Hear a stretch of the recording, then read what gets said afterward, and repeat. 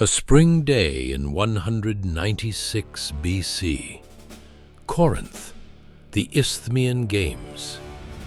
The stadium is packed to the brim with Greeks who have flocked here from all over Hellas. The crowd is tense, anxiously awaiting the decision that will determine their fate. A herald steps into the center of the arena. Behind him stands a man draped in a Roman toga, the very commander who has just crushed the formidable Macedonian war machine. The herald raises his hand and reads aloud the decree of the Senate. Rome declares the Greek cities completely free.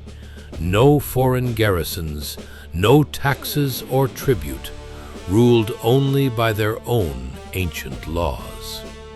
The historian Plutarch preserved a striking detail of this day. The joyous roar of the crowd erupted with such dense physical force that ravens flying over the stadium dropped dead from the acoustic shockwave. People wept, embraced one another, and threw themselves at the feet of the young Roman, desperately trying to touch the hem of his garment. They genuinely believed that after a century of suffocating Macedonian dictatorship, they had finally won back their absolute independence. This Roman was Titus Quinctius Flamininus. He had barely turned 33 years old, and he had just brilliantly pulled off one of the most massive political scams of antiquity. We have already seen how the Macedonian king Philip V morphed from a savior into a tyrant, provoking a massacre in Messenia, ordering the poisoning of his own mentors, and scorching sacred sanctuaries to the ground. We have seen how Antiochus III was gathering immense strength in the east, fully prepared to redraw the map of the world. The Greeks had grown to hate the brute force of Macedonian hegemony so deeply that they eagerly sought out any power willing to protect them, and that power arrived from the west. But here, a profound question arises. How did a nation that gave the world democracy, philosophy, and logic voluntarily slip its own neck into the Roman yoke, showering its future oppressor with flowers? Titus Flamininus was not your typical legionary charging forward with a drawn gladius. He spoke fluent Greek, intimately understood the subtle nuances of Hellenic culture, and charmed foreign ambassadors with his impeccable manners. He arrived bearing an olive branch, convincing the Greeks that they were dealing not with a Western barbarian, but with an enlightened arbiter. Flamininus grasped something that the Macedonian kings entirely failed to realize. To subjugate a state, you do not necessarily need to smash its walls with battering rams or post heavily armed garrisons in its public squares. It is enough to hand out lofty promises of freedom, position yourself as the supreme judge in their internal feuds, and then quietly allow them to destroy each other using Roman hands. Ahead lies the anatomy of this velvet annexation. The dense, blinding fog at Cynocephaly, where the sheer initiative of a single nameless tribune would overturn the invincible Macedonian phalanx. A booming slogan of democracy that would smoothly transform into a silent license for political assassinations. And the twisting path of a glorified liberator whose shine would tarnish over the years, devolving into a calculating diplomat killer, willing to cross half the known world for the sole purpose of cornering an old exile named Hannibal. A nation's collapse doesn't begin with the clashing of swords. It begins the moment the victim enthusiastically welcomes their executioner. The illusion of freedom starts right now. The year 201 BC. The Roman Republic, having just emerged victorious from the Second Punic War, turns its gaze to the east. The Senate declares the Second Macedonian War. Everyone expects a rapid march, a demonstrative punishment of King Philip V, and a triumphant return of the legions. But the finely tuned Roman military machine suddenly gets bogged down in the rocks. Consuls Publius Sulpicius Galba and Publius Villius Tapulus are dispatched to the Balkans, only to dissolve into a series of fruitless, exhausting maneuvers. The Macedonian monarch has learned the harsh lessons of previous years and strictly avoids open, pitched battles. Philip completely blocks the narrow mountain gorge of the Aos River, constructs heavy fortifications, and calmly waits. Roman legionaries spend months freezing in the bitter wind, falling ill and bleeding morale as they stare up at the imposing Macedonian palisades. The campaign rapidly deteriorates into a humiliating strategic paralysis. The Republic desperately needs a breakthrough. Rome needs a leader of an entirely different caliber.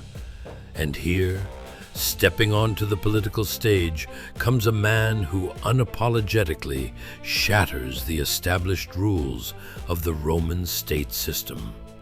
Titus Quinctius Flamininus. He has barely turned 30. For the political elite of Rome, where gray hair and deep wrinkles were considered the primary passport to power, he is practically a boy.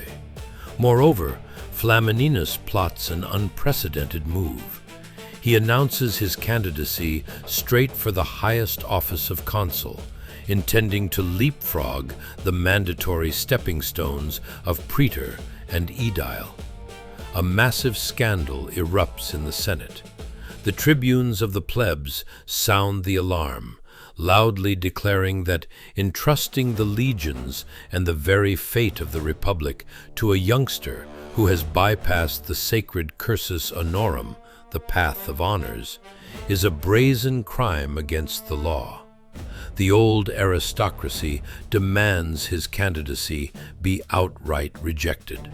But Flamininus is not just an ambitious patrician from the ancient Quintii clan. He is a coldly calculating pragmatist. 3 years prior, he had served on a special commission of decemvirs, actively distributing land allotments to the surviving veterans of Scipio Africanus.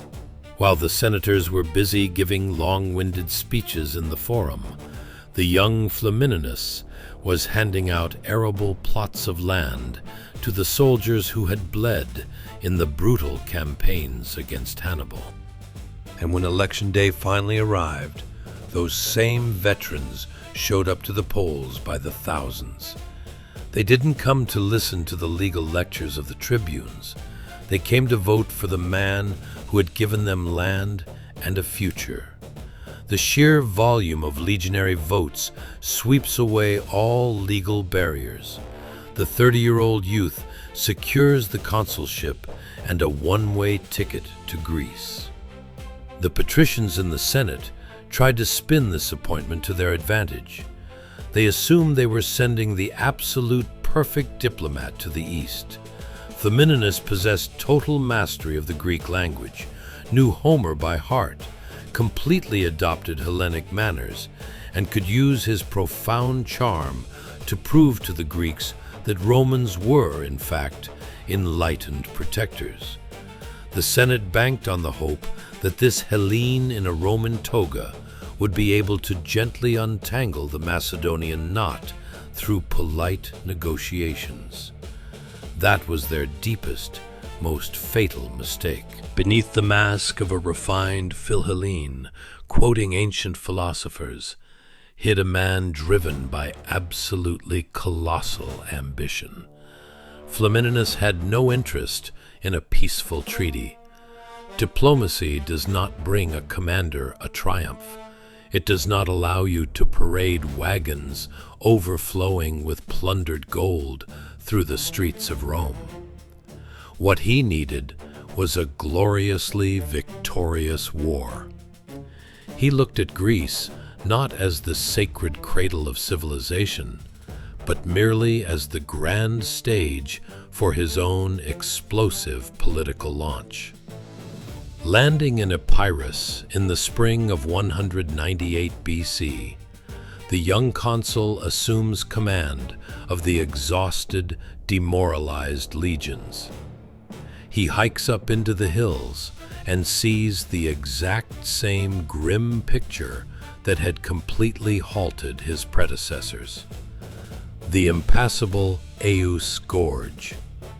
Up on the jagged cliffs sit the Macedonian garrisons of Philip V, fully prepared to unleash an avalanche of boulders and spears down onto the Romans' heads.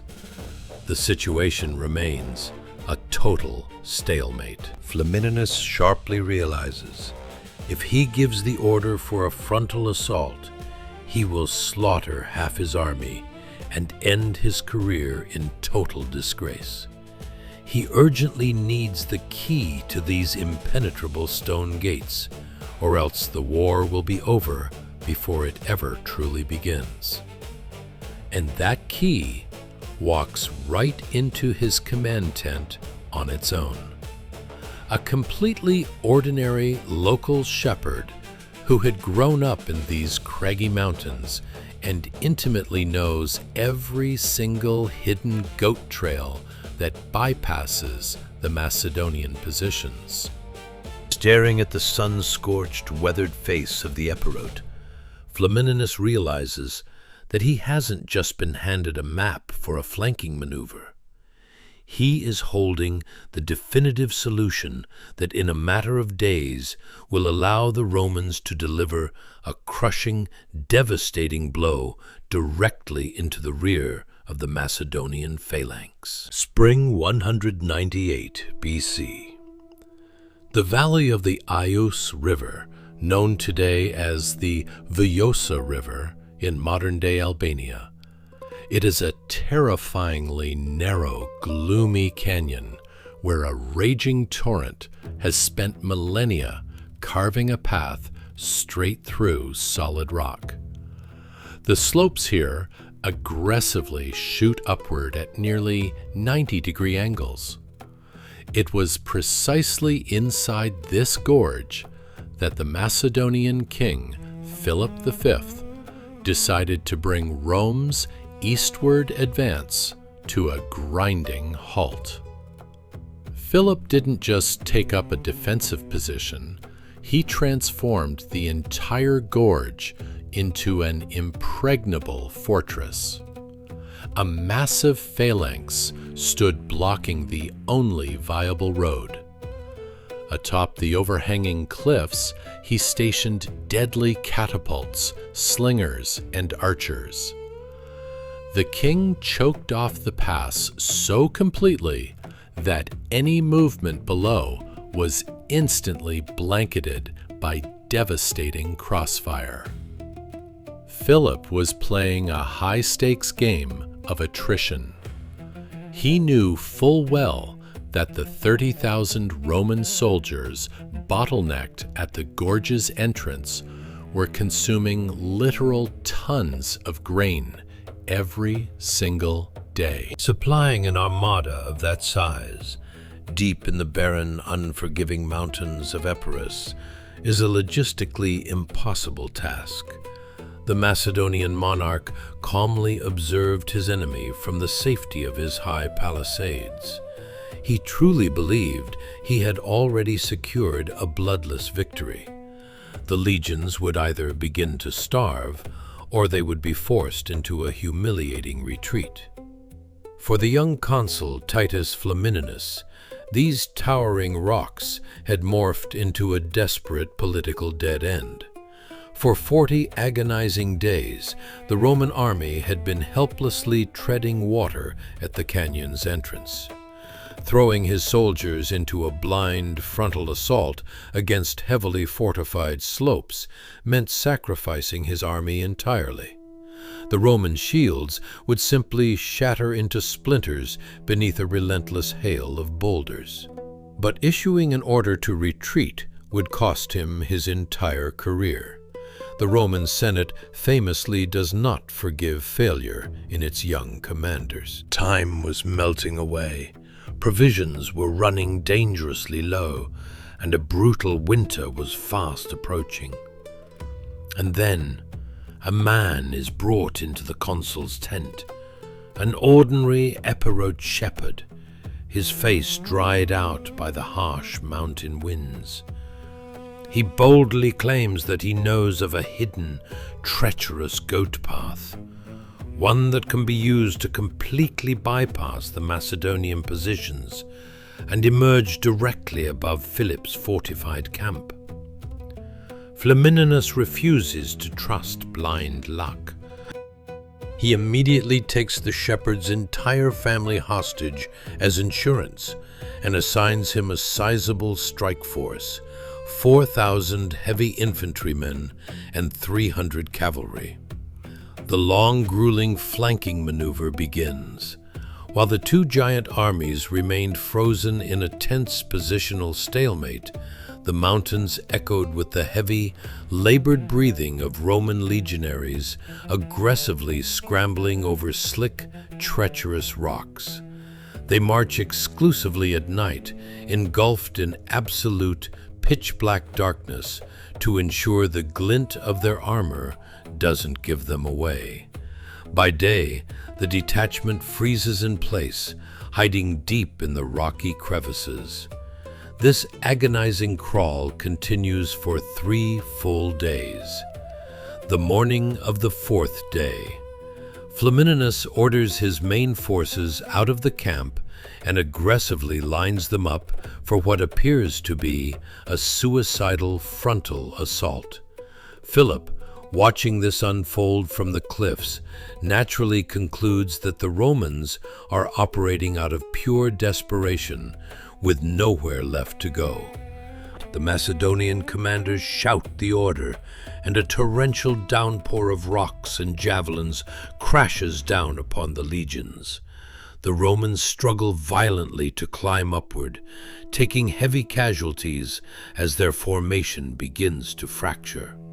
Philip's elite phalangites slowly, methodically begin to push the enemy back toward the river. And at that exact moment, high up in the sky, directly behind the entire Macedonian army, a thick, dark column of smoke rises into the air. It is the signal.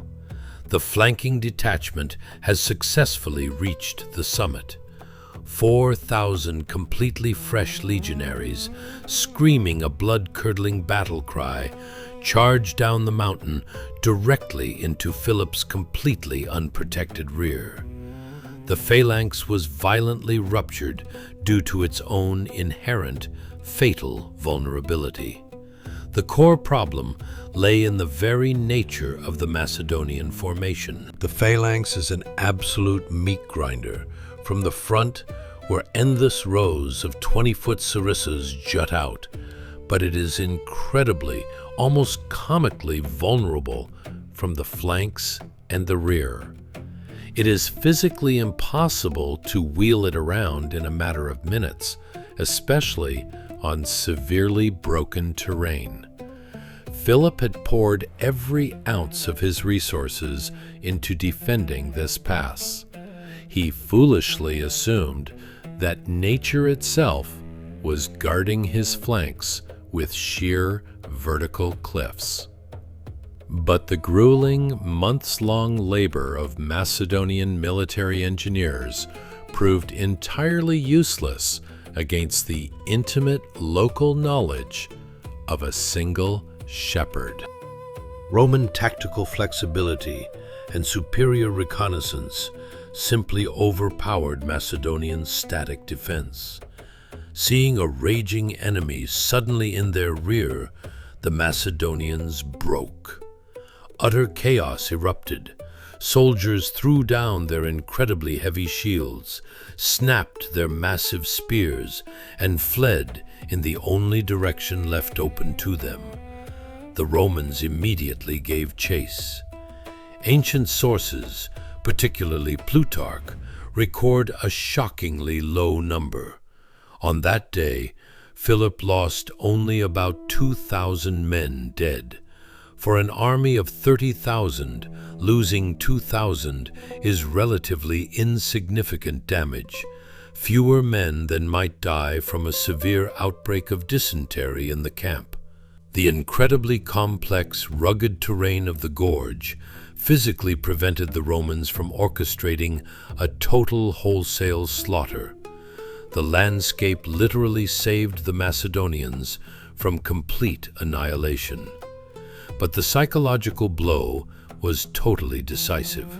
Philip sharply realized that the gateway into Hellas had been blown wide open. He retreats deep into Thessaly, and fully understanding that the legions will relentlessly continue their pursuit, he ruthlessly deploys a scorched earth tactic.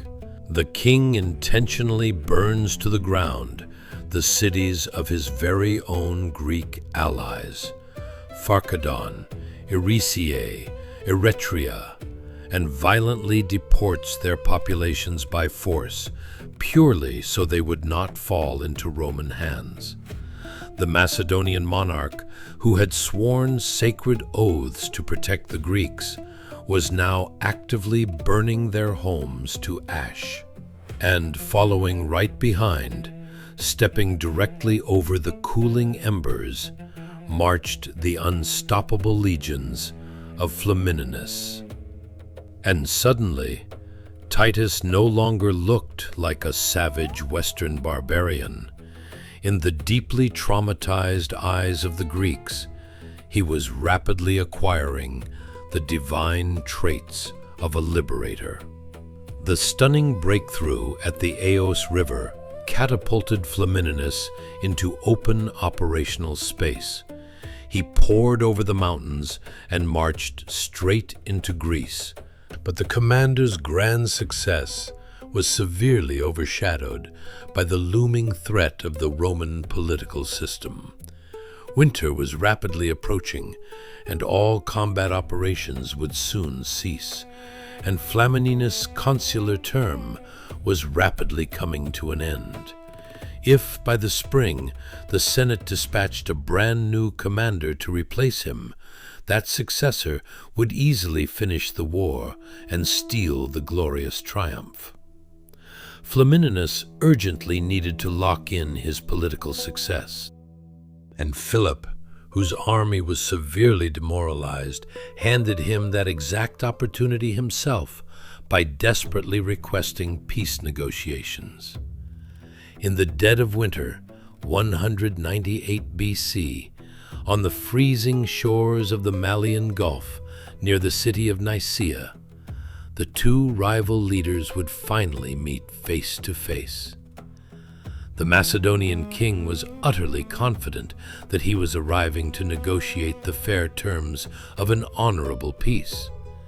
He had no idea that the Roman was about to twist these negotiations into a protracted, manipulative political game, the ultimate goal of which was not to end the war, but to weaponize it for his own personal career. The brutal winter of 198 BC locked the Balkan passes in thick ice, forcing both legions and phalanxes to lay down their weapons. The time for diplomats had arrived. The windswept shore of the Malian Gulf, not far from the Locrian city of Nicaea, transformed into the dramatic backdrop for a set of incredibly protracted political negotiations. On one side, a narrow, desolate strip of gray sand where the political elite of Greece gathered, tightly wrapping themselves in cloaks against the biting sea wind. The Roman consul, Titus Quinctius Flamininus, towers in the very center of this crowd, acting as the unspoken supreme judge. On the other side, a massive, imposing Macedonian war galley, violently rocking on the waves several dozen meters from the shoreline. Standing on its deck is King Philip V. With an expansive gesture, the Roman casually invites the monarch to step onto dry land. But the Macedonian flatly refuses to leave the safety of his deck. When Flamininus mockingly asks who exactly the great king is so terrified of, Philip casts a dark, venomous look over the massive crowd of Greeks and answers, "I fear no one but the gods, but I trust not a single man present here, and least of all the Aetolians." The negotiations are forced to take place across a crashing line of surf. The king is constantly forced to shout over the roar of the crashing waves, a dynamic that inherently reduces him to the pathetic status of a beggar. Philip was heavily banking on his vast diplomatic experience to buy precious time, fracture Rome's fragile alliances, and haggle his way into an acceptable status quo. Reality proved to be drastically different. For Flamininus, these peace talks had absolutely nothing to do with the actual fate of Greece. The Roman was meticulously solving the problem of his own career. The Macedonian monarch was no longer directing the grand course of the war. He had been reduced to a mere extra, forced to wait while a Roman bureaucrat made up his mind. The true essence of this manipulative political game lay deeply embedded in the Roman system of governance. Consuls were strictly elected for exactly 1 year. Flamininus' absolute term of authority was expiring. If, come spring, the Senate sent a replacement, the new commander would effortlessly reap the magnificent fruits of his hard-won breakthrough at the Aos River, finish off Philip, and claim the coveted triumph. Flamininus absolutely could not let that happen. He fully intended to aggressively stall for time. If the Senate ultimately refused to extend his command for the following year, he would sign a peace treaty with Philip right here, right now on this beach, securing his place in history as a great peacemaker. If his powerful friends back in Rome successfully secured an extension, he would deliberately sabotage the talks and instantly throw the legions back into bloody combat. For several agonizing days, Flamininus masterfully orchestrates a theatrical scene of intense psychological pressure right there on the shores of the Gulf. Rome's Greek allies line up at the water's edge and take turns viciously hurling insults at Philip. They aggressively demand that the king entirely vacate their ancestral lands. When one of the tribal chieftains loudly declares that Macedonia is obligated to instantly liberate the Hellenic cities, Philip's temper snaps. "What Greece are you even talking about?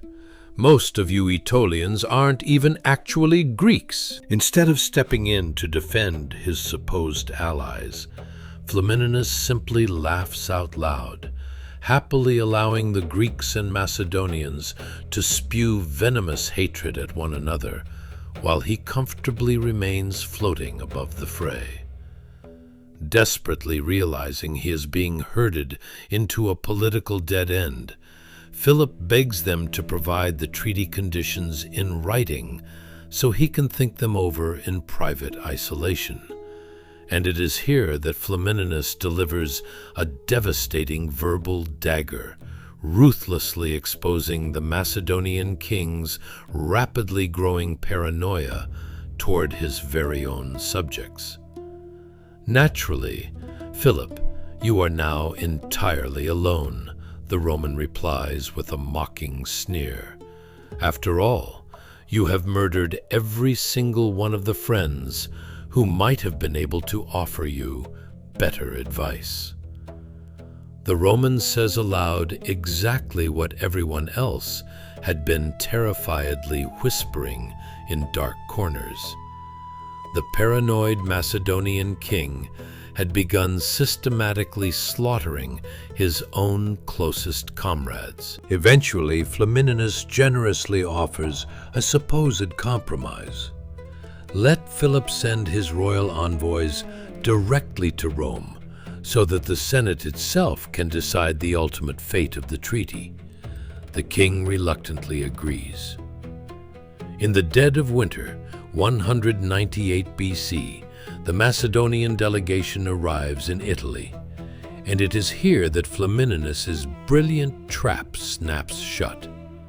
While still stationed in Greece, the consul receives the highly anticipated message. The Senate has officially extended his command. He no longer has any need for a peace treaty. At that exact same moment, his political allies in the Curia aggressively ask the Macedonian ambassadors one extremely specific question.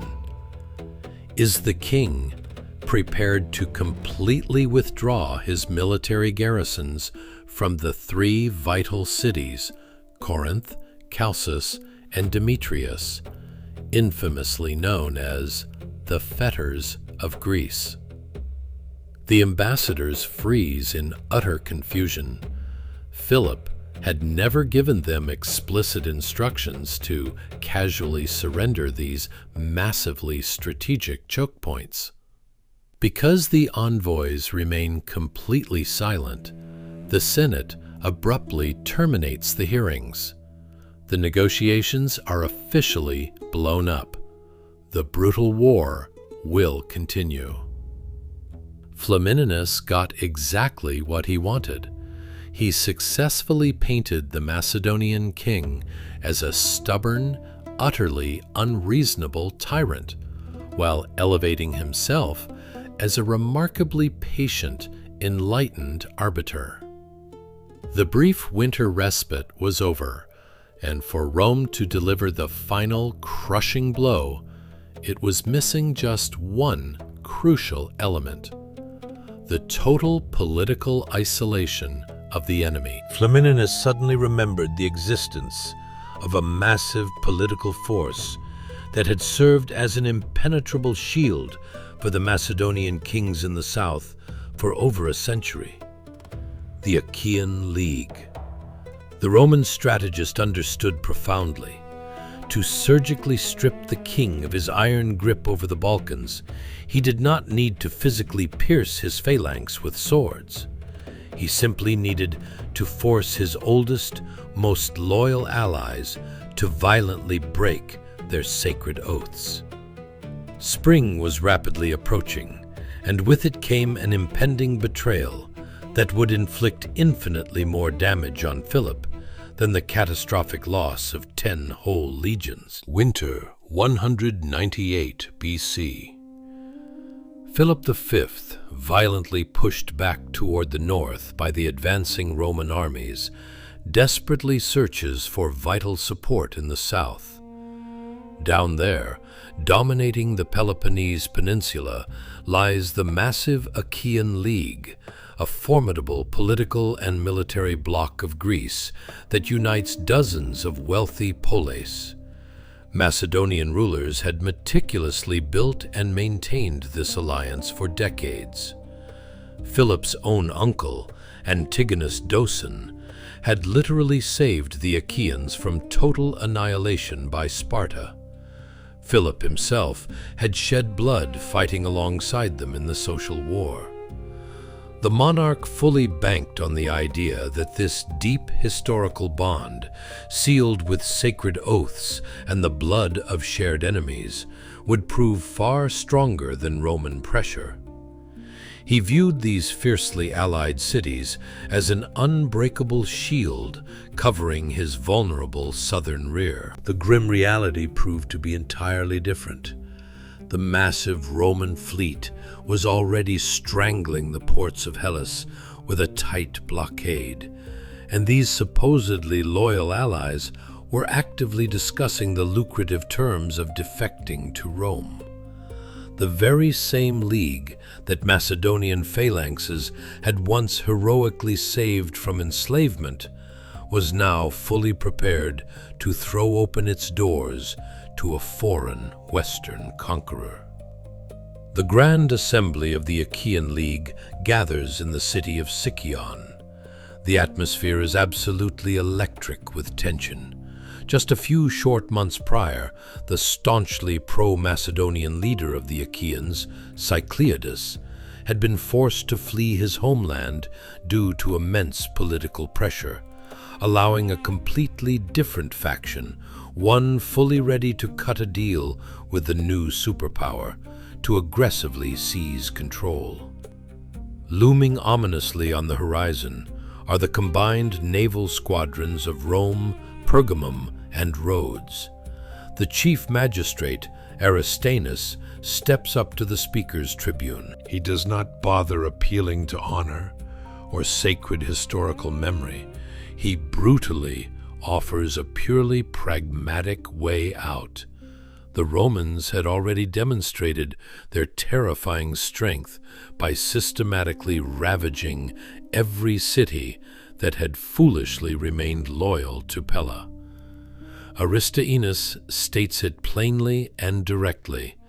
The only way to save the Peloponnese from total destruction is to rip up the treaty with Philip and immediately side with Rome. A massive, screaming scandal erupts in the hall. Furious representatives from Megalopolis, Dyme, and Argos aggressively rise from their seats. For them, the Macedonian king is not some abstract, distant dictator. Megalopolis intimately remembers how Antigonus Doson physically rebuilt their ruined city from the ashes. The citizens of Dyme remember clearly how Philip personally paid out of his own pocket to ransom them from horrific Roman slavery. The fiercely proud Argives literally consider the Macedonian royal dynasty to be their own blood relatives. In an incredible display of defiance, these delegates angrily walk out of the assembly, flatly refusing to participate in the shameful vote. But the remaining majority pragmatically raises their hands. The fateful decision is passed. The Achaean League officially and legally transitions under the protection of the Roman Republic. Behind this shocking betrayal lay a very cold, calculated pragmatism. The Achaeans fielded a highly capable army of tens of thousands of hoplites, an undeniably formidable force. But the Greeks had sharply recognized a massive shift in the vector of dependency. Previously, they had desperately needed a wall of Macedonian sarissas to shield them from Spartan aggression. Now, Philip, violently cornered in the mountains, desperately needed their resources to survive. Titus Flamininus ruthlessly exploited this massive shift. By completely surrounding the Peloponnese with Roman warships, the diplomat delivered an ultimatum that could not be ignored. Furthermore, Flamininus subtly but menacingly hinted that if they dared refuse, Rome would happily unleash the psychotic Spartan tyrant Nabis to attack the Achaeans without mercy. The Greeks pragmatically chose an alliance with Rome, completely convinced that they were actively saving their own homes from the roaring fires that were already consuming the northern regions. The devastating news of the vote in Sicyon meant exactly one thing for Philip: the total loss of southern Greece. The only remaining bastions loyal to Pella were Corinth, functionally paralyzed by its garrison, and the totally isolated city of Argos. The Macedonian monarch had been completely stripped of his political support. Entirely cut off from critical supply lines and brutally shoved back into Thessaly, Philip definitively understood that his diplomatic resources were completely exhausted. Philip could no longer dodge a massive pitched battle. He was ultimately forced to march his army out onto flat, open ground to try and violently halt the terrifying Roman advance. On the sprawling plains of Thessaly, two massive armies lined up. But more than that, two entirely distinct military systems that had been hurtling toward this exact collision for centuries. The Roman legion and the Macedonian phalanx were about to clash face to face. Spring 197 BC, Thessaly. Philip V and Titus Flamininus are aggressively maneuvering on strictly parallel courses, separated only by a long, jagged ridge of hills. The time for clever political games has ended. Diplomacy has completely exhausted its resources. The impending collision was destined to decide something infinitely bigger than a mere dispute over the hegemony of Greece. It was about to definitively prove which exact tactical system would reign supreme on the bloody field of battle. On the dusty plains of Thessaly, two vastly different military traditions, which had evolved entirely independently of one another, were heavily preparing to violently collide. The Macedonian phalanx, the terrifying, legendary legacy of Alexander the Great, 16,000 heavily armored men standing shoulder to shoulder, packed a dense 16 ranks deep. Their absolute primary weapon was the sarissa, a devastating pike stretching over 20 feet in length. The sheer length of a sarissa is functionally comparable to the height of a two-story building. The first 5 ranks completely lower their massive pikes forward, creating an absolutely impenetrable, bristling wall of death in front of the formation. The remaining rear ranks hold their thick wooden shafts at a steep angle, highly effectively deflecting incoming clouds of arrows. Plutarch famously described the Macedonian phalanx as a single, invincible beast. As long as the formation maintains its rigid cohesion and advances over perfectly flat ground, it possesses an absolutely unstoppable, crushing kinetic force. Very few types of armor in the ancient world could possibly withstand a direct, devastating frontal impact from Macedonian heavy infantry. But this terrifying formation possessed a fatal structural flaw.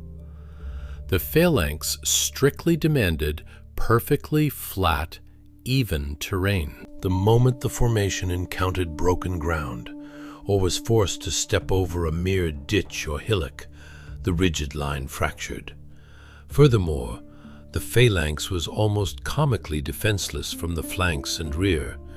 Attempting to physically turn around 20-foot sarissas in the dense, chaotic crush of combat was virtually impossible. The Roman legion was built on fundamentally different principles. The Romans had entirely abandoned the rigid, continuous line in favor of fluid, modular, manipular tactics.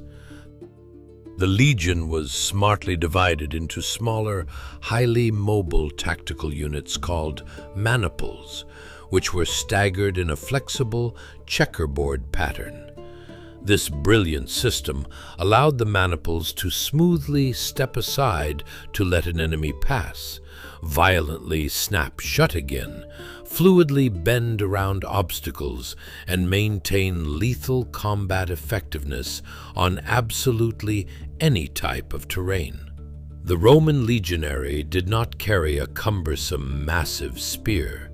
He heavily protected himself behind a large, curved, convex shield, the scutum, and tightly gripped a gladius, a brutally short, double-edged sword designed purely for savage, close-quarters combat. The legionary would aggressively dive beneath the enemy's long spears and deliver devastating, lethal thrusts. But the true, terrifying strength of the legions also lay in their unparalleled logistics.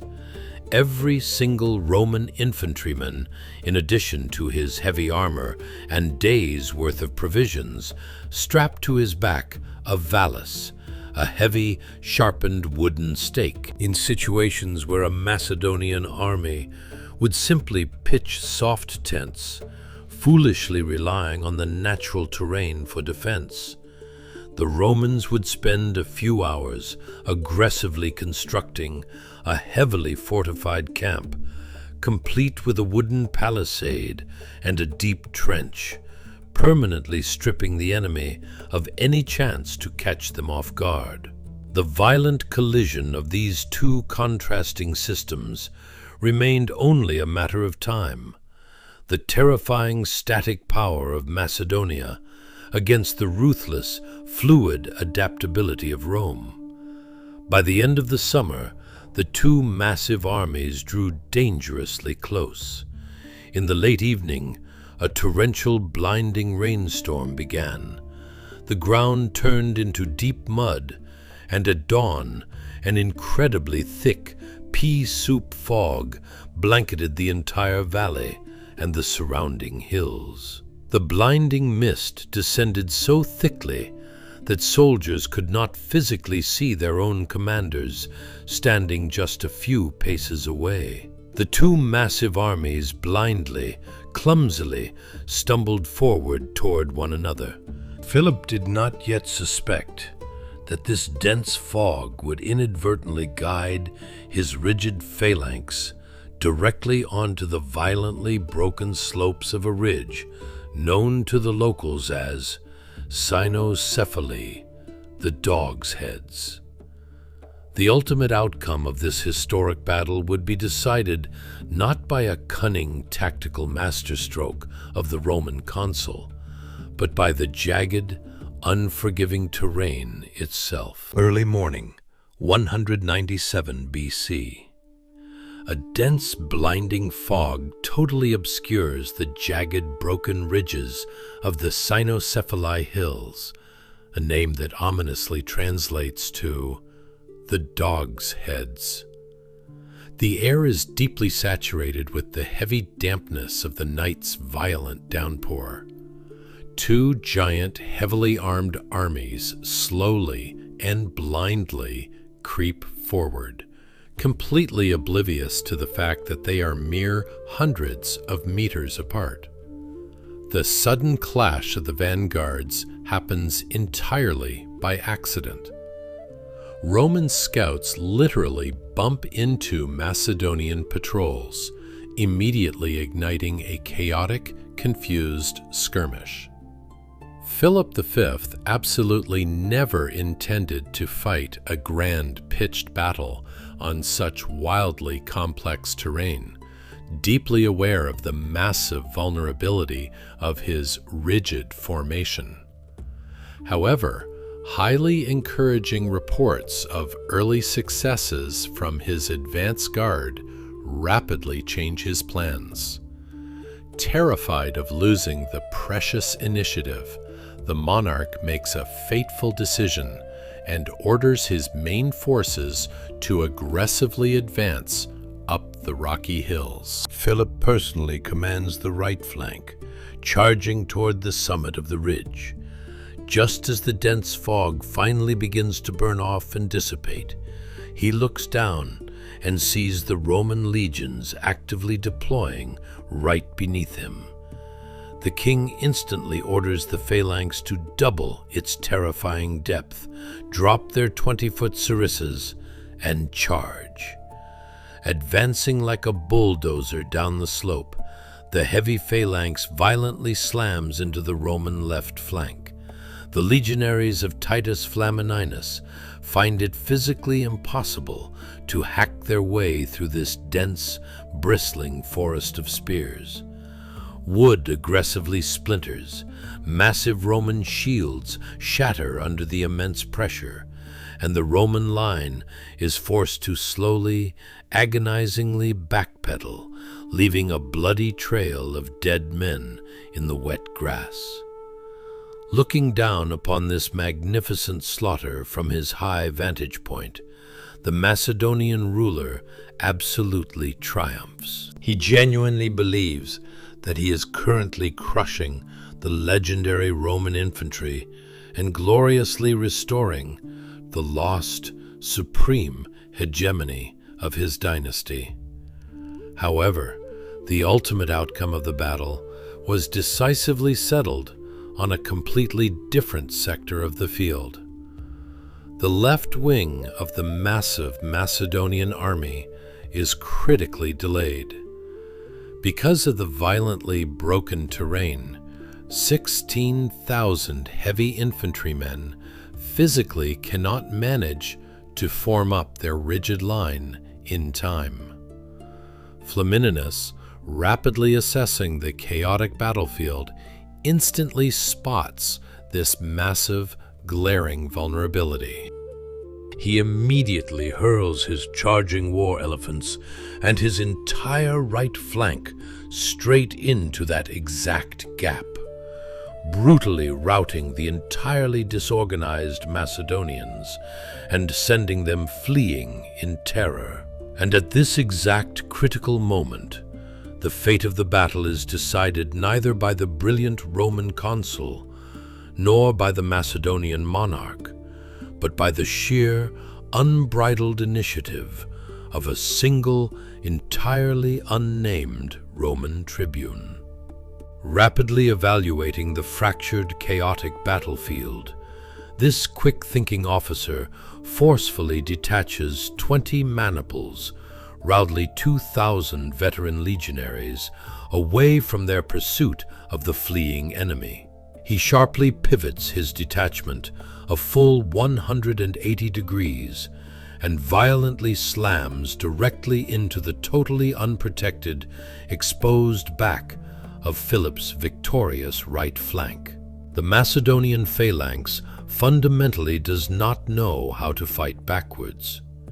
It is physically impossible to turn 20-foot spears around in the incredibly dense, crushing press of combat. The exact same extreme density that made them an invincible juggernaut from the front now rendered them entirely, pathetically defenseless from the rear.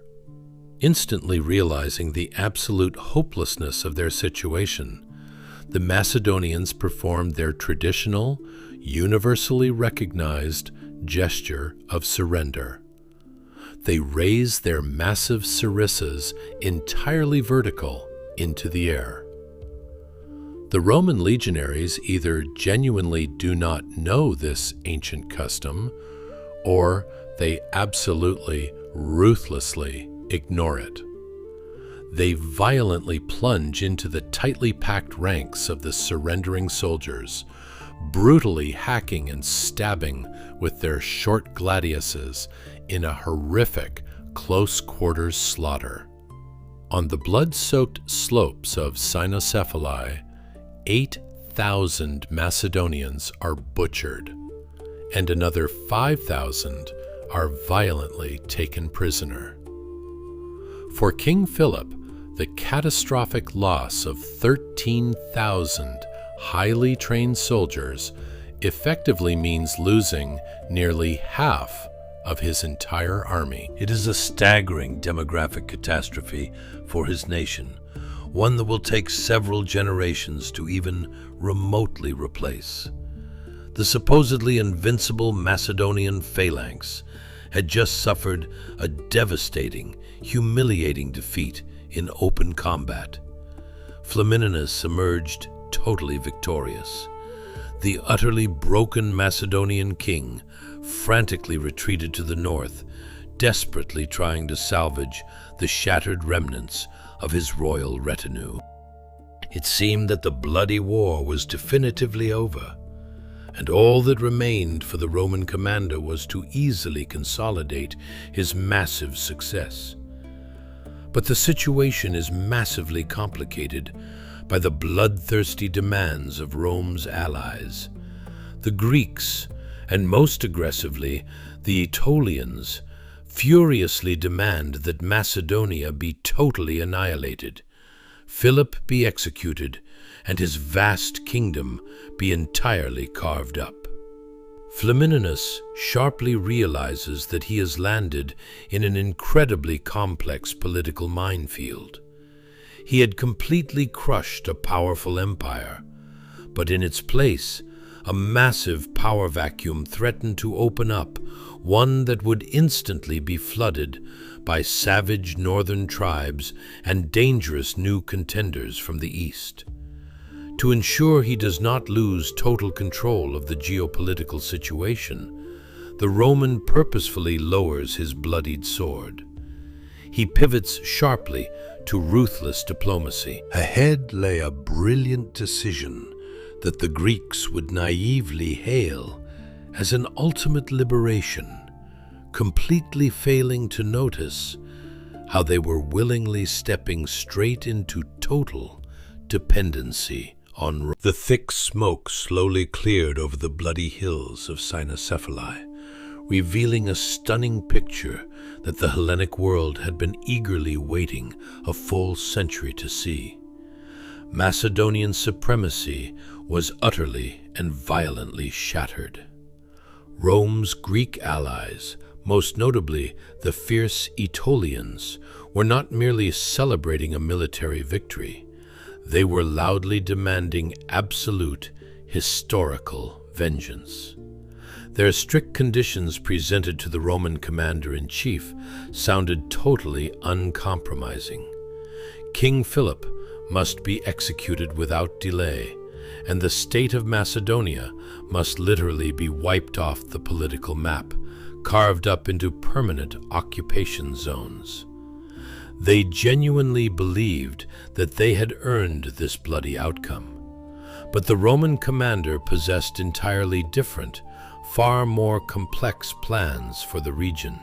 Titus Quinctius Flamininus formally convenes a high military council.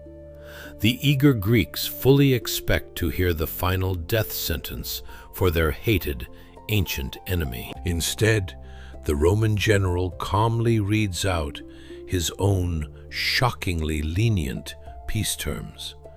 Philip absolutely keeps his royal crown. The Macedonian kingdom remains entirely intact. The punishment is functionally reduced to a heavy war indemnity of 1,000 talents of silver, a sum easily comparable to the multi-year income of a major Greek polis, and the strict reduction of the royal army to a mere 5,000 men. For a militaristic nation that routinely fielded tens of thousands of sarissas, such a severe limit effectively reduced its once great armed forces to a glorified border patrol. The Hellenes exploded in absolute fury. Vicious rumors rapidly slithered through the military camps that Philip had quite literally purchased his own life by secretly handing the Roman consul chests of gold. The Greek chieftains vehemently refused to understand why this victorious conqueror was deliberately sparing the life of a downed dictator. Flamininus' controversial decision was rooted in incredibly cold, pragmatic calculation. The Roman strategist stared at a map of the Balkans and clearly saw the exact thing that his narrow-minded allies were totally blind to. If he completely annihilated the state of Macedonia, a massive, dangerous power vacuum would instantly tear open in the north, and that gaping void would immediately be filled by violent, marauding Thracian, Illyrian, and Celtic tribes. Without Macedonia, which had acted as a highly effective natural buffer zone for centuries, these barbarians would inevitably flood south. Destroying that crucial barrier meant condemning all of Greece to endless, devastating raids. There was also a highly critical second threat. To the east, just across the Aegean Sea, the enormously powerful Syrian monarch Antiochus the Great was aggressively massing his vast armies. Flamininus understood perfectly. The absolute second his legions marched out of the Balkans, Antiochus would immediately cross the straits and easily take Philip's vacant place. Leaving Hellas entirely without its sturdy northern shield practically meant gift-wrapping it for the Syrians. This brilliant, cynical decision perfectly encapsulated Roman grand strategy. The Romans did not cross a perilous sea out of some noble desire to avenge the suffering of the Greeks. They arrived to meticulously construct an entirely new, highly profitable architecture of influence. Flamininus spared the Macedonian king's life not out of bleeding heart mercy. He intentionally transformed his bitter, defeated enemy into a highly convenient border buffer who was now strictly obligated to bleed to protect Rome's imperial interests. The Greeks had fought and died simply to destroy their oppressor, but ultimately the Roman mastermind magically transformed that exact oppressor into a highly dependent puppet ally, forcing him to dutifully serve the Senate. But this incredibly calculating move instantly triggered a massive crisis of trust. The Hellenes nervously watched the Roman legions, which showed absolutely no hurry to pack up and return to Italy, and started asking highly uncomfortable questions. A dark whisper rapidly snaked its way through the polis. One brutal master had simply been swapped for another. Having barely clawed their way out from under crushing Macedonian pressure, the Greeks were now deeply terrified of falling under the iron control of Rome. To firmly maintain his grip on the region, overwhelming military superiority was simply not going to cut it anymore. Flamininus urgently needed to win back the passionate sympathy of the masses, completely drown out the loud voices of the skeptics, and brilliantly justify his continued military presence. He desperately needed to execute a massive, theatrical political gesture. Spring of 196 BC was rapidly approaching. Dozens of thousands of people from all corners of the known world were enthusiastically gathering in Corinth for the grand Isthmian Games. The Roman mastermind prepared to step out onto the sandy arena of the stadium, not as a brutal, bloody conqueror. He was preparing to explicitly sell the Greeks a seductive idea, an idea that would completely paralyze their will to resist far more effectively than the crushing impact of heavy infantry. He was marching out to aggressively sell them the illusion of independence. The year 196 BC, Corinth. The absolute political and cultural elite of the entire Greek world floods toward the narrow isthmus of the Peloponnese to attend the grand Isthmian Games. These ancient pan-Hellenic games functioned as far more than mere athletic competitions. They served as the absolute primary megaphone for the entire known world. Whatever words were spoken aloud in this massive arena would, within a matter of mere days, be rapidly carried by merchants, diplomats, and athletes from Sicily all the way to Babylon. And Titus Quinctius Flamininus had calculated the exact time and place for his next brilliant move with total perfection. The massive stadium froze in breathless anticipation. The people were bracing themselves to hear the official terms of the peace treaty forced upon defeated Macedonia. The Hellenes were intimately accustomed to the incredibly brutal reality of conquest and fully prepared themselves to learn the staggering size of the new taxes, the long lists of cities slated for violent occupation, and the exact names of the harsh Roman commanders who would inevitably replace the Macedonian garrisons. For them, the only lingering question was just how utterly crushing this new Roman domination would turn out to be. The 30-year-old Roman proconsul calmly takes his elevated seat of honor on the grandstand. The sharp, piercing blast of a trumpet instantly cuts through the roaring noise of the crowd. A herald steps out into the very center of the sandy arena. He loudly reads the official, binding decree of the Roman Senate.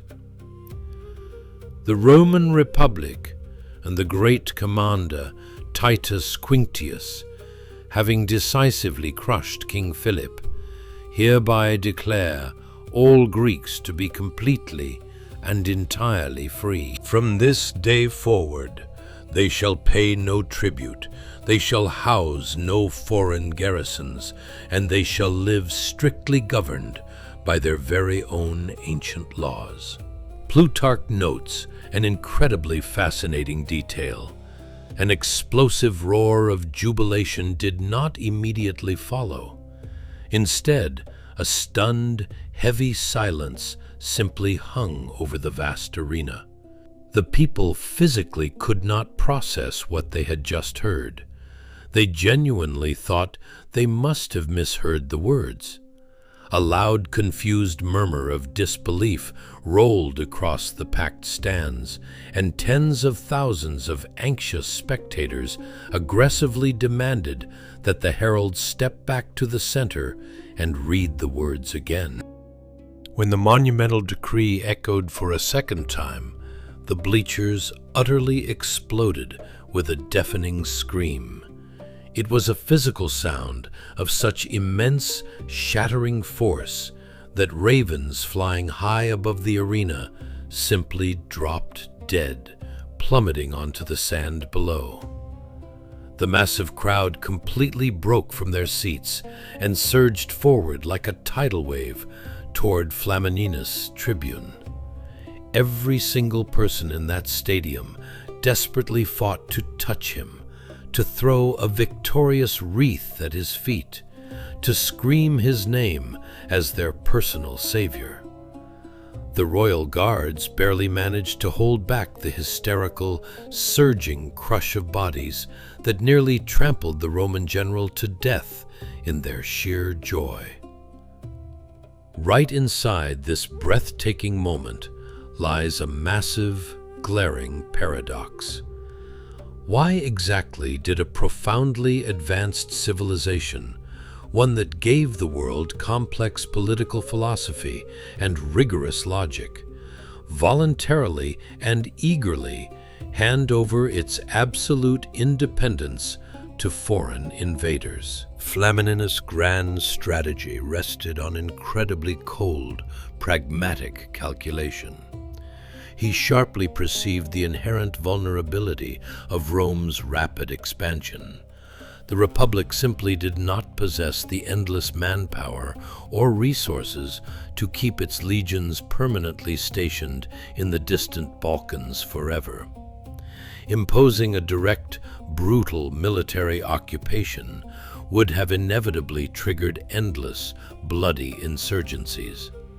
He desperately required a fundamentally different, far more insidious mechanism of control. By generously gifting the Greeks the magical word freedom, he instantly transformed them into his eternally loyal, deeply obligated debtors. Rome didn't bother building massive walls or heavily arming stone fortresses. From that day forward, whenever any Greek polis encountered a thorny internal dispute or a threatening external issue, they would voluntarily and eagerly petition the Roman Senate themselves, begging Rome to act as their supreme arbiter. Flamininus didn't just physically disarm Hellas, he surgically stripped it of its independent political will. The Greeks joyously believed they had cast off the crushing Macedonian yoke, completely failing to notice exactly how smoothly the Roman strategist had herded them directly under his own ironclad protectorate. The Roman did far more than just violently win the military campaign at Cynocephaly. Right there, on the sandy arena of Corinth, he completely won the vital diplomatic war, executing one of the most terrifyingly effective political combinations in all of antiquity. Flamininus successfully achieved something that absolutely no commander of the Republic had ever managed before him. He physically became a living deity to the Greeks.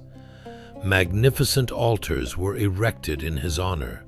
Priests composed glorious hymns praising his name, and skilled craftsmen struck beautiful coins bearing his distinct profile. It genuinely seemed as though a long, golden era of peace had gently descended upon the Balkans. But this radically new reality came with its own extremely dark price. A grand political strategy built entirely on sweet illusions and flattery very quickly collided with harsh resistance. Soon enough, the ecstatic, joyful screams echoing in the stadiums would be violently replaced by targeted, commissioned assassinations. Rome's carefully crafted role as a highly merciful savior would crack wide open when an immensely influential pro-Macedonian politician in Boeotia was handed a secret death sentence, and the great liberator merely chose to turn his head away and keep his mouth shut. Flamininus' real, bloody political control was only just beginning. The deafening roar of the Isthmian Games finally faded away. The shredded, trampled garlands were swept from the bloody sand of the arena, but Titus Quinctius Flamininus showed absolutely no hurry to march his legions back to Italy. He spent the next 2 years heavily embedded in Hellas, engaging in activities that were entirely, fundamentally, utterly atypical for the rigid Roman military tradition. To maintain ironclad control over these newly acquired territories, he knew he didn't need towering watchtowers or sharpened palisades. The Hellenistic world had operated for centuries under the rigid laws of euergetism, an incredibly complex system of monumental public gift-giving, where a powerful ruler definitively proved his absolute legitimacy through staggering performative generosity. A man who only extracts taxes is, in the eyes of a Greek, forever hated as an occupying tyrant. A man who generously donates massive fortunes to lavishly decorate sacred temples instantly becomes a beloved, divine savior. Flamininus accepts the complex rules of this foreign game with striking ease and ruthless calculation. he purposefully travels to the highly sacred site of Delphi.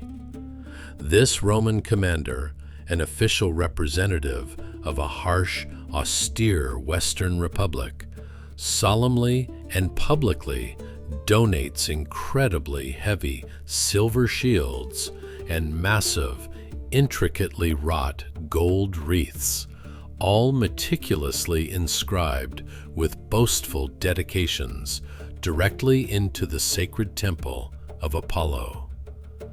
In Argos, one of the oldest and proudest polis of the Peloponnese, the local elite enthusiastically goes even further. The city officially establishes an entirely new, massive annual religious festival in his personal honor, Titia. Robed priests burn expensive incense and loudly sing sacred hymns in which the name of this 30-year-old Roman is unironically placed directly alongside Zeus, Apollo, and Heracles. But the truly terrifying depth of his radical political transformation is revealed not in sweet songs, but stamped directly into cold metal. Flamininus boldly gives the unprecedented order to mint a pure gold stater. This specific coin absolutely demands a much closer look.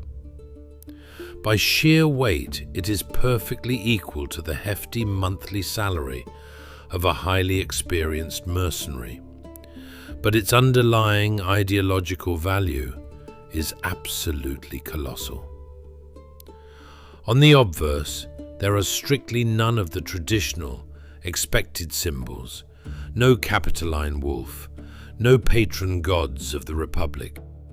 Instead, the coin proudly bears the stamped profile of Titus Flamininus himself. Notably, his hair is not cropped short in the traditional, austere fashion of a Roman soldier. Rather, it flows freely and elegantly down his neck, meticulously copying the iconic divine portraits of Alexander the Great and his massively powerful Hellenistic successors. On the reverse is depicted Nike, the winged goddess of victory, crowning his very name with a victor's laurel wreath. For the incredibly first time in all of recorded history, a Roman general audaciously appropriates the deeply symbolic visual code of an Eastern monarch for himself. For a Roman citizen in the early 2nd century BC, daring to place your own living face onto a gold coin was an absolute shocking affront to core Republican traditions. The Senate harbored an incredibly deep, centuries-old, pathological terror of absolute monarchical power. Any ambitious politician on the banks of the Tiber who even remotely dared to hint at his own royal exceptionalism severely risked being violently hurled straight off the Tarpeian Rock. The arrogant patricians back in the Curia genuinely believed they had dispatched a humble, obedient servant of the Republic to the east, one who would simply execute his orders, cripple Macedonia, and quietly step back into line. The Greeks, meanwhile, firmly believed they were joyfully minting the noble portrait of a highly magnanimous liberator who deeply respected their ancient, sacred freedoms. The sheer, brilliant irony of the entire situation was that Flamininus had utterly outplayed both sides. He effectively weaponized his legions to permanently secure for himself the exalted status of a living Hellenistic deity, essentially becoming an absolute new king to the Greeks in everything but his official title. He understood their cultural psychology far more profoundly than their own local philosophers did. To conquer the East without firing a single arrow, you simply had to allow the East to joyfully worship you. The Roman architect had masterfully constructed an incredibly durable structure of dependency. He didn't need to violently demand hostages. The polis enthusiastically brought the heavy keys to their city gates right to him. He didn't forcefully install brutal garrisons. The Greeks practically begged his legates on their knees to serve as the supreme judges in their bitter internal disputes. With his carefully curated divine condescension, he surgically stripped them of their very desire to resist.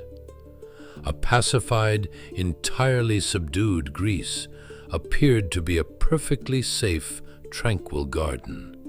Magnificent marble statues of the liberator dominated central public squares, and the ancient temples overflowed with his lavish gifts.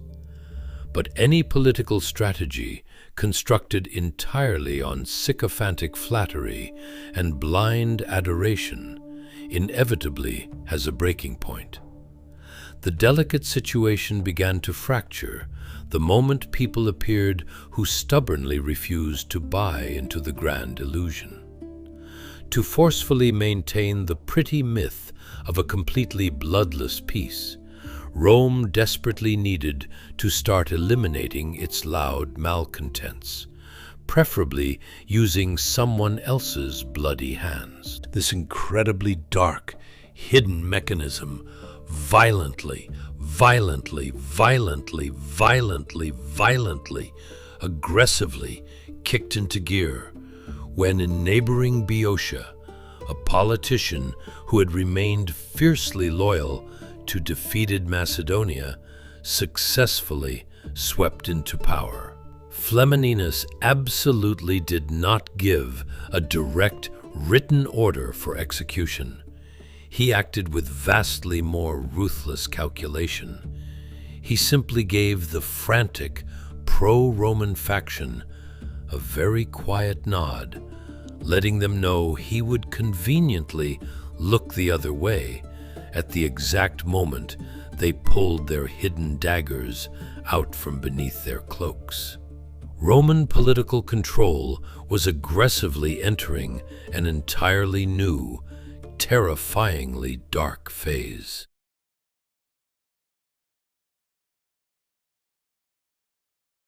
The year 196 BC. Greece joyously welcomes the Romans as glorious liberators, eagerly anticipating a long golden era of peace. Titus Quinctius Flamininus had generously gifted the Hellenes the grand concept of democracy, heavily banking on their eternal gratitude and utter political submissiveness.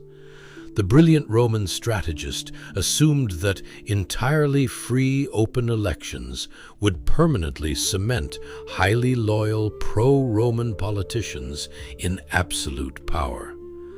But the flawless system suddenly malfunctioned. The proud citizens of Boeotia, massively strategic region located directly in the very heart of Greece, took full advantage of this brand new democratic right and overwhelmingly elected a man named Brachillus as their leader, a politician who openly and passionately sympathized with defeated Macedonia. The very independence that Rome had so graciously bestowed immediately violently backfired against Rome itself. The great liberator sharply realized that fully uncontrolled, entirely free elections genuinely threatened his grip on the region far more than the deadly phalanxes of King Philip ever did. The terrified pro-Roman elite of Boeotia instantly spirals into sheer panic, deeply realizing they are rapidly losing their grip on power. Their frantic leaders sneak into Flamininus' command tent under the pitch-black cover of night. They aren't begging for Roman legions. They are specifically begging for the official sanction to commit a brutal political assassination. Flamininus coldly evaluates the strategic risks. He absolutely does not issue a direct condemning order to eliminate the man, but he makes his stance incredibly clear. He absolutely will not dirty his own hands with foreign blood, but he certainly has zero plans to interfere with the noble patriots. Late at night in the dark, winding streets of Thebes, Brachilles is making his way home from a heavy, wine-soaked banquet, surrounded by a rather sloppy, disorganized retinue. He walks straight into a deadly ambush. 3 dark shadows totally silently detach themselves from the rough stone walls. The entirely legitimately elected sovereign head of state is brutally hacked to death by knife wounds, butchered in the street by hired mercenaries with the totally silent, implicit approval of the grand Roman peacemaker. This bloody death by proxy was incredibly convenient for Flamininus. Openly and violently removing Brachilles with Roman legions would have meant publicly and humiliatingly trampling on his very own, highly publicized manifesto of Hellenic freedom. He desperately needed to decapitate the political opposition while perfectly maintaining his spotless reputation as a savior, which is precisely why he outsourced the horrific terror to local, violent radicals. However, this deeply calculated, cynical act accidentally triggered a massive, violent reaction that the Roman military machine was completely unprepared for. The furious Boeotians simply did not buy the lie that this was a random, nighttime mugging. Deeply understanding that launching an open, pitched rebellion against heavy Roman infantry would inevitably result in the absolute burning of their cities, they rapidly pivoted to launching a vicious, shadowy guerrilla war. Roman soldiers who casually went on leave or foolishly traveled in small, isolated groups began to disappear without a single trace. Days later, their mutilated bodies were frequently found dumped at the bottom of deep ravines, rotting in wells, and hidden deep in the forests. Roughly 500 Roman citizens were brutally slaughtered in the dark. Losing 500 highly trained legionaries is the exact military equivalent of entirely losing a full combat cohort. Only these soldiers didn't die gloriously in open, honorable combat.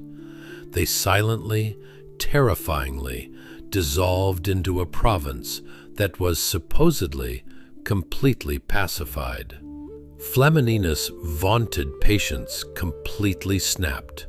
The soft, diplomatic, peacemaking tone was instantly replaced by an iron-fisted dictate. He immediately marched his heavy troops directly into Boeotia, aggressively laid siege to several key cities, furiously demanded the immediate handover of anyone involved, and slapped the entire region with a totally crushing financial indemnity. The beautiful illusion of a bloodless, equal partnership violently evaporated, fully exposing to the Greeks the terrifying, brutal reality of this new Roman protectorate. The bloody rebellion was utterly crushed. The Roman legions, having fully loaded their massive wagons with plunder and trophies, slowly began to prepare for their final evacuation back to the Apennines. Flamininus was totally confident that he had completely scrubbed the political landscape of the Balkans clean. The Macedonian monarch was decisively broken. dangerous internal enemies had been systematically eliminated, and the highly loyal local elites were thoroughly terrified into submission. But it is functionally impossible to maintain a sprawling empire purely on fear alone. The deeply humiliated, marginalized allies aggressively began searching for a brand new patron. The Aetolians, those exact same fierce Highlanders whom Flamininus had explicitly forbidden from wiping Macedonia off the map, nursed a massive, burning hatred. They sharply turned their gaze to the Far East, to a realm ruled by a monarch whose colossal domains stretched from the glittering Aegean coast all the way to the distant foothills of India. Antiochus III the Great was already heavily massing his massive phalanxes right at the borders of Europe. Flamininus smugly believed he had totally won the grand geopolitical chess match, entirely unaware that a terrifyingly powerful new player was just sitting down at the board. And this new player was actively bringing along the absolute greatest tactical nightmare for the Roman Republic, the exiled, legendary general Hannibal Barca. The year 194 BC. Roman transport ships finally detached from the shores of the Peloponnese, heavily ferrying the Roman legions back to Italy. Titus Quinctius Flamininus makes a massive, highly demonstrative show of withdrawing all his military garrisons from the fetters of Greece, Corinth, Chalcis, and Demetrius. At first totally superficial glance, the great commander has genuinely kept his sacred word. Greece has been officially and entirely purged of all foreign soldiers, and ultimate freedom gloriously triumphs.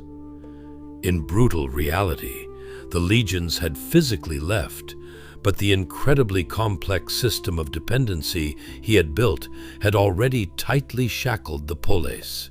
From this day forward, the looming, absolute authority of the Roman Senate stood menacingly behind every single political decision the Greeks made. This suffocating Roman guardianship is felt most sharply by the fiercely proud Aetolians, these rugged Highlanders who had physically borne the absolute brunt of the brutal war against Macedonia on their own shoulders, found themselves entirely shoved aside during the division of the spoils. The Romans simply and arrogantly stripped them of their rightfully promised territories. The furious leaders of the Aetolian League make a fateful decision to find a massive counterweight to the Roman Republic and purposefully cast their gaze across the Aegean Sea, where the enormously powerful Antiochus III the Great rules, a mighty king whose vast domains stretch endlessly from the shores of Ionia all the way to the massive Indian mountains, a sheer distance greater than the gap between Rome and Babylon.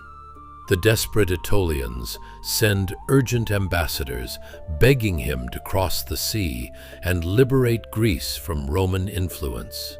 The Highlanders naively believed they were formally inviting a powerful, noble protector, one fully capable of restoring absolute justice and returning their rightful, hard-won share.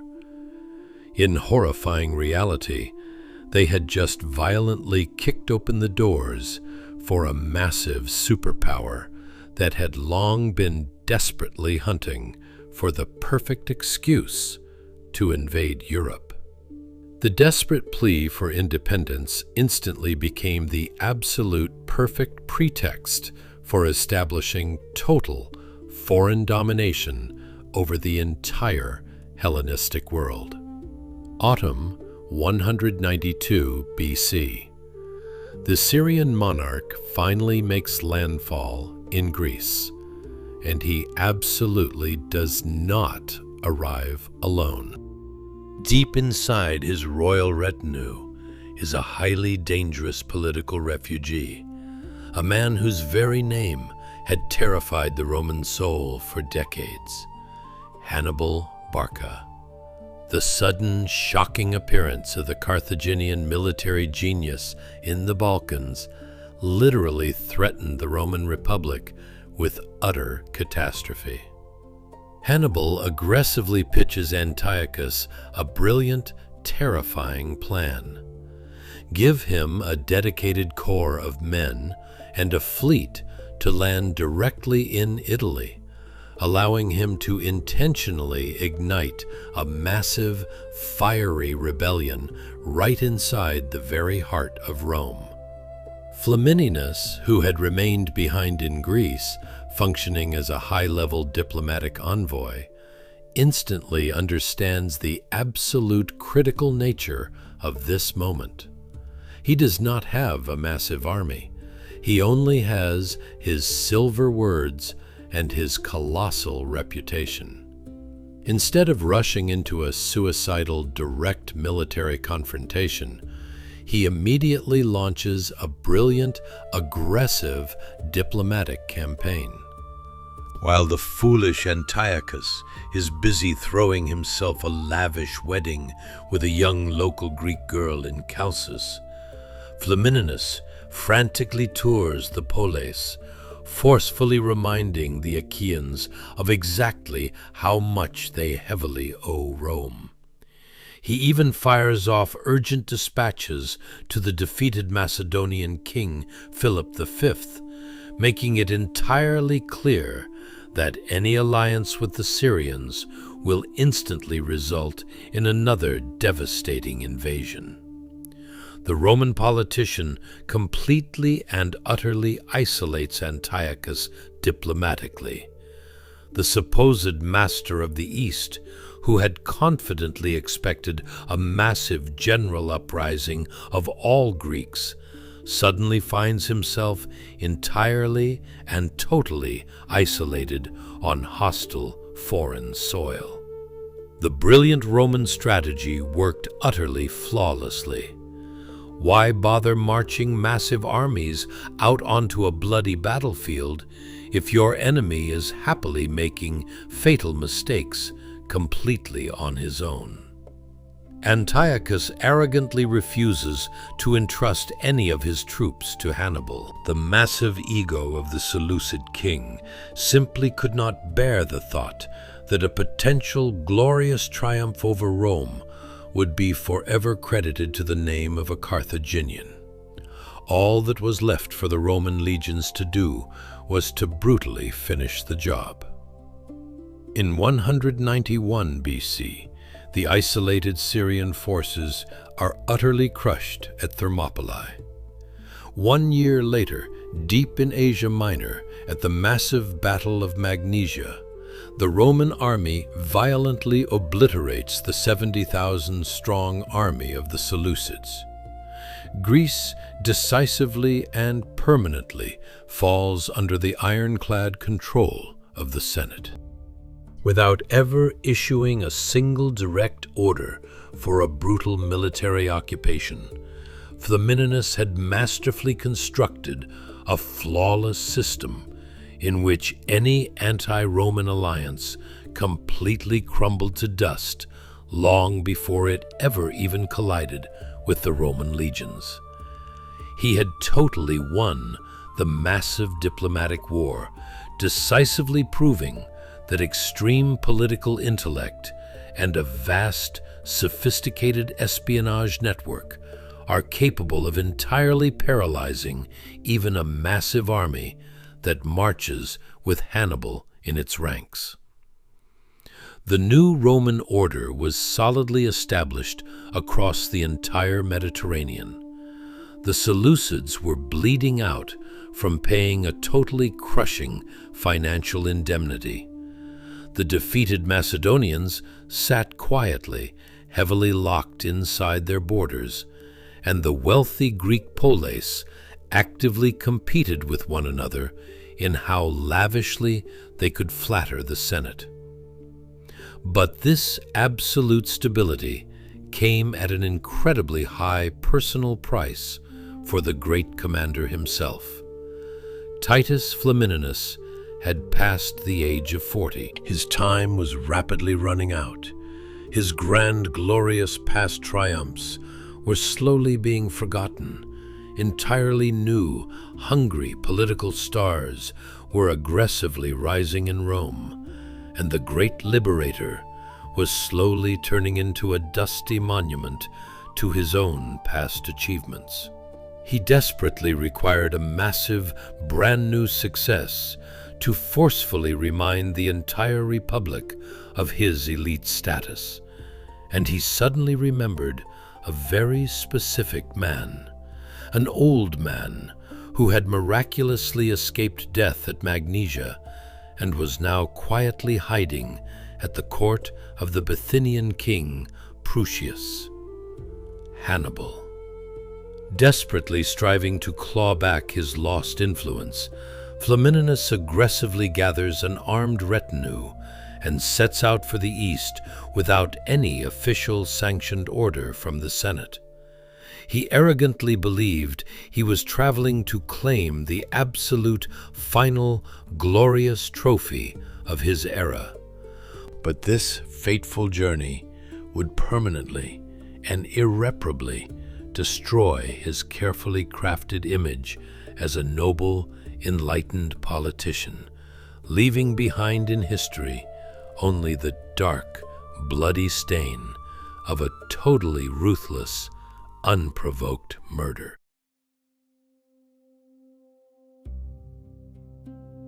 The year 183 BC. Titus Quinctius Flamininus is in his 40s. For a traditional Roman politician, this should be the exact time to comfortably reap the massive fruits of his acquired influence. But for a man who, at merely 30 years old, violently dictated the fates of entire continents, political tranquility turned out to be agonizingly suffocating. 13 long years have passed since the grand theatrical Isthmian Games. An entire generation has turned over. On the political tribunes of Rome, the names of brand new, glorious heroes ring out. Scipio Asiaticus, Aemilius Paulus. Flamininus' massive past triumphs are rapidly fading from memory. He is utterly consumed by a pathological terror of political oblivion. He desperately needs a massive new success to violently force the Republic to talk about him once again. And he specifically finds this ultimate target in the east. Hannibal Barca, the legendary Carthaginian commander, had successfully escaped the massacre at the collapse of the Seleucids and had now found quiet refuge at the royal court of the Bithynian king Prusius I. The 64-year-old exile no longer commanded vast armies. He lived quietly in a heavily fortified house near the coast of the Sea of Marmara, completely understanding that Rome would literally never call off the hunt. His residence famously contained 7 totally secret underground escape routes, just in case of a sudden violent siege. Flamininus travels to the east. Officially, his diplomatic mission only concerns entirely routine, boring border disputes. He has absolutely no direct official order from the Senate to eliminate Hannibal. But the former liberator of Greece clearly sees the old, broken enemy of the Republic as his ultimate personal trophy. Arriving at the royal court of Prusius, the Roman entirely discards complex, subtle diplomatic games and viciously throws his massive weight around, demanding the immediate handover of the exile. The cowardly Bithynian monarch caves to the immense pressure and immediately dispatches his very own armed soldiers to tightly surround the old man's house. Hannibal sharply notices the sudden, aggressive movement outside. He quickly sends a trusted servant to check the hidden escape routes. The horrifying truth is revealed. Prusia's armed guards have completely blocked all 7 secret tunnels. The situation had become totally hopeless. The legendary man who had successfully crossed the freezing Alps and utterly annihilated the Roman army at Cannae found himself violently cornered by a pathetic detachment of local city guards at the arrogant demand of a rogue Roman envoy. Hannibal does not spiral into a panic. He calmly retrieves the lethal poison that he strictly carried with him at all times. Right before taking it, the old man utters a famous, chilling phrase preserved forever by ancient historians. "Let us relieve the Romans of their long-standing anxiety, since they cannot wait for the death of an old man." He drinks the poison and drops dead. Flamininus triumphantly returns to Italy. He is absolutely convinced that he is bringing home the most massive, crowning political victory of the entire decade. He eagerly expects a roaring ovation. He fully expects the Senate to joyously welcome him as the ultimate savior, the man who finally, definitively closed the book on the terrifying history of Carthage. But the reaction of the Republic turned out to be entirely different. Instead of a glorious triumph, Flamininus meets a wall of furious condemnation. Hardened, old-school patricians openly and viciously criticize his rogue, unauthorized vigilantism. The Romans, who had spent centuries taking immense pride in their strict military honor, viewed this specific act not as glorious valor, but as absolute cowardly baseness. It is one thing to entirely crush a formidable enemy in honorable open combat, exactly as Scipio Africanus had brilliantly done at Zama. It is an entirely different, shameful thing to systematically hunt down and murder an unarmed, defenseless old man using someone else's hands merely for your own cheap personal gain. Flamininus totally destroyed his own carefully built image as a noble, enlightened politician. The very politician who had spent years broadcasting to the East the radiant image of a highly merciful, civilized arbiter, now stood entirely exposed before the Senate in the role of a petty, calculating hitman. The magnificent diplomatic campaign that Flamininus had won with such absolute, unmatched virtuosity in Greece ultimately concluded with his own devastating personal and moral collapse. Hannibal died having successfully preserved his dignity, and the great liberator went down in history merely as a deeply flawed politician who completely lost his sense of proportion in a desperate, pathetic chase for glory.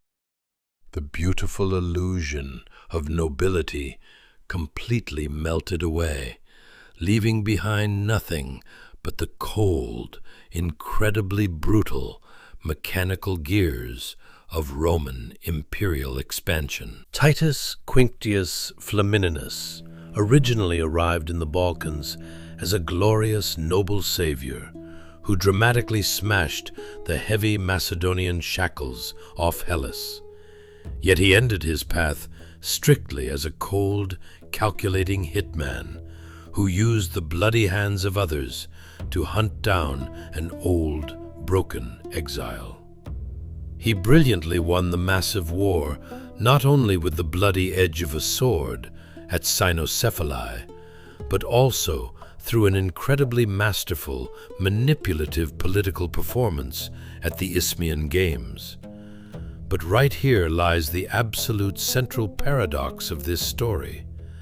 A highly advanced civilization, the very one that gifted the entire world political philosophy, excitedly and joyfully marched itself straight into absolute subjugation, entirely and genuinely believing that it had just achieved total independence. This exposed a terrifying underlying truth. Empires of this new, sophisticated type do not conquer and enslave nations by aggressively burning their capital cities to the ground, but rather by simply handing out cheap guarantees of security and a deeply seductive illusion of freedom. From the massive triumph of Flamininus all the way until the absolute end of antiquity, this totally invisible, suffocating Roman protectorate would only grow stronger, methodically grinding down foreign cultures into dust. But the bloody history of Macedonia did not end right there. The totally shattered Philip would carry his burning hatred right to the grave, ultimately leaving his throne to his eldest son. His name is Perseus, a man who will desperately attempt to ignite the absolute final, incredibly desperate rebellion of the entire Greek world violently against the Republic. And exactly how the pathological, overwhelming greed of a single monarch will violently transform a genuine hope for national revenge into an utterly senseless, bloody meat grinder will serve as the tragic final chord of an independent Hellas. Subscribe to the channel so you absolutely don't miss the next thrilling episode, Perseus, the Last King and an Absurd End. Hit that like button if you were blown away by the freezing, terrifying pragmatism of the Roman peacemaker. And let us know down in the comments, what do you think? Did the Greeks ever actually possess a real, viable alternative? Or were they historically doomed from the start to become the helpless puppets of Rome? Thank you for watching, and we'll see you next time.